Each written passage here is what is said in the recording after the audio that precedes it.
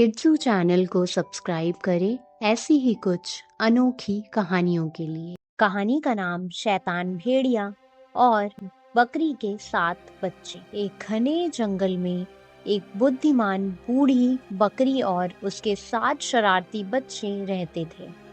एक दिन बकरी को बाजार जाना पड़ा। उसने अपने बच्चों को बुलाया और कहा, मेरे प्यारे नटखट बच्चों, मैं बाजार जा रही हूँ। जब तक मैं वापस नहीं आती, घर से बाहर मत निकलना। एक धूर्त भेड़िया जंगल में घूमता है और तुम्हें मूर्ख बनाकर खा जाएगा। बच्चे हंसे और अपनी माँ से वादा किया कि वे घर पर ही रहेंगे। बकरी जंगल में गायब हो गई और बच्चों ने एक मजेदार खेल खेलना शुरू किया। कुछ देर बाद दरवाजे पर एक कर्कश दस्तक हुई। बच्चों ने एक साथ पूछा, कौन है? एक भारी कर्कश आवाज ने कहा, मैं बाजार से वापस आ गई हूँ, तुम्हारे लिए स्वादिष्ट मिठाइयाँ लेकर। बच्चों को संदेह हुआ। उनकी माँ की आवाज इतनी कर्कश नहीं थी।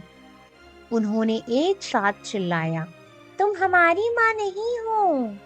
हमारी माँ की आवाज मधुर और प्यारी है।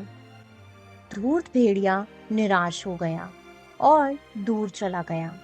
उसने एक चालाक दुकानदार से शहद की डिब्बी ली और उसे खा लिया। उसके बाद भेड़िए की आवाज शहद की तरह मधुर थी। वह वापस बच्चों के घर गया और दरवाजे पर दस्तक दी। बच्चों ने पूछा, कौन है? भेड़िए ने मधुर स्वर में कहा, यह तुम्हारी प्यारी माँ है। मैंने तुम्हारे लिए स्वादिष्ट मिठाइयाँ और खिलौने लाए हैं। बच्चे उत्साहित हो गए और उन्होंने दरवाजा खोल दिया। भेड़िया अंदर घुसा और अपनी असली पहचान उजागर की। बच्चे डर गए और कमरों में चारों ओर भागने लगे। भेड़िए ने 6 बच्चों को पकड़ लिया और उन्हें एक बोरी में बंद कर दिया। सबसे छोटा बच्चा, जिसका नाम चंपक था, एक गुप्त मार्ग से भाग गया और एक पेड़ के खोखले में छिप गया।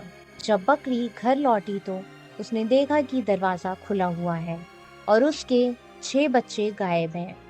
वह रोने लगी और चंपक से पूछा कि क्या हुआ था। चंपक ने उसे सब कुछ बताया। बकरी गुस्से से भर गई। उसने चंपक को अपने साथ लिया और भेड़िए की तलाश में जंगल में गई। उन्होंने देखा कि भेड़िया एक पेड़ के नीचे सो रहा है और उसकी बोरी उसके बगल में पड़ी है।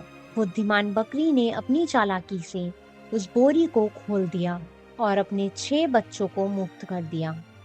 बच्चे जीवित थे और अपनी माँ को देखकर बहुत खुश हुए। तभी बकरी ने भेड़िए की बोरी पत्थरों से भर दी, जिससे उस भेड़िए को उस पर शक न हो। जब धूर्त भेड़िया उठा तो उसे बहुत प्यास लगी। वह नदी में पानी पीने गया, लेकिन पत्थरों के वजन के कारण वह नदी में गिर गया और नदी के बहाव के साथ बहता चला गया। बकरी और उसके 7 बच्चे ये सब देखकर बहुत खुश हुए और वापस अपने घर चले गए। तो इस कहानी से हमें सीख मिलती है कि बुराई का अंत हमेशा बुरा होता है।